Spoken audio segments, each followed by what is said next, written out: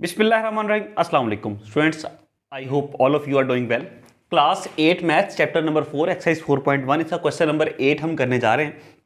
Question number 8 को मैं read करता हूं आपके लिए। कह रहा है 15 machines prepare 360 sweaters in 6 days.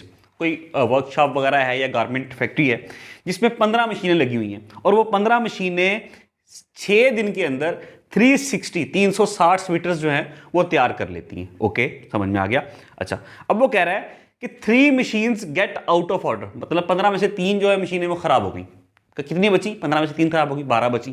Okay, how many sweaters can be prepared in 10 days. जो बाकी 12 मशीनें बची उनमें से 10 दिन आप अगर काम करें, पहले कितने दिन काम कर रहे थे? 6 दिन। अब वो जो बाकी मशीनें बची हैं 12, उनसे 10 दिन काम करके बताएं कि आप कितने स्वेटर्स, हाउ मेनी स्वेटर्स आप प्रिपेयर कर लेंगे। ठीक है, तो इसमें 3 चीजें हैं, एक तो मशीन्स हैं, दूसरा स्वेटर्स हैं, तीसरा डेज हैं। अब सबसे पहले हम देखेंगे कि जितनी मशीन ज्यादा होंगी, स्वेटर्स निकाल लेना, स्वेटर के साथ दोनों का रिलेशन देख लेंगे कि जितनी मशीन ज्यादा होंगी उतने स्वेटर ज्यादा बनेंगे, मतलब मशीन्स में और स्वेटर्स में ज्यादा डायरेक्ट रिलेशन हो गया। इसी तरह जितने दिन ज्यादा काम होगा, जितने डेज ज्यादा होंगे उतने स्वेटर ज्यादा बनेंगे, मतलब डेज में और स्वेटर्स में भी डायरेक्ट प्रोपोर्शन हो गया। ठीक है, एक चीज के बढ़ने से दूसरी चीज बढ़ रही है तो डायरेक्ट प्रोपोर्शन है। हमने सबसे पहले लिखा as number of machines increases the number of sweaters also increases, so it is a direct proportion. ठीक है, मशीन्स का लिख दिया। अब हम लिखेंगे डेज का। As the number of days increases the number of sweaters also increases, so it is a direct proportion. दोनों का हमें राइट कर दिया। अब हमने निकालना क्या है? नंबर ऑफ स्वेटर्स, तो यहां लिखेंगे let the number of sweaters equals to x. 3 चीजें, डेज, स्वेटर्स और मशीन। जो चीज फाइंड करनी है, स्वेटर फाइंड करने, उसको आखिर में लिख लें, लास्ट में लिख लें।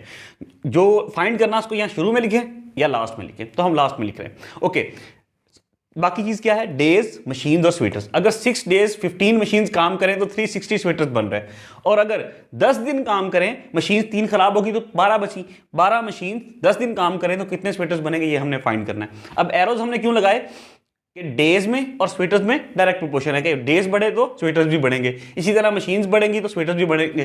तो सब में कौन सा रिलेशन है? डायरेक्ट। तो जैसे अगर डायरेक्ट रिलेशन हो तो जब इनका आप बनाएंगे इक्वेशन, इसको डिनोमिनेटर की फॉर्म में लिखेंगे तो इसको फ्रैक्शन की फॉर्म में, तो वैसे का वैसे लिखेंगे। अगर इनवर्स होता तो किसी एक को, जो इनवर्स होता उसको रेसिप्रोकल करते, उलट करके लिखते, लेकिन यहां चूंकि डायरेक्ट रिलेशन है तो एज इट इज लिखेंगे 6/10 multiply by 15/12 equals to 360/x।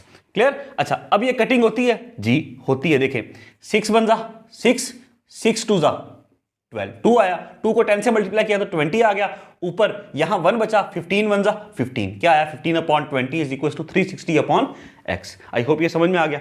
अब हम चलते हैं आगे, क्रॉस मल्टीप्लाई करते हैं। 15x से मल्टीप्लाई हो जाएगा 15 मल्टीप्लाई बाय x, और 360 20 से मल्टीप्लाई होगा, राइट कर दिया 360 मल्टीप्लाई बाय 20। ये बात समझ में आई। अब ये 15x से मल्टीप्लाई है इक्वेशन के इस साइड पे, इधर शिफ्ट करेंगे क्या हो जाएगा? डिवाइड। अब ये कटता है जी, 360 को अगर आप 15 पे डिवाइड करें, 15 पे डिवाइड करें, मैं रफ वर्क आपके लिए कर रहा हूं, 15 2 जा 30, क्या बचा? 6, और नीचे आ गया 0।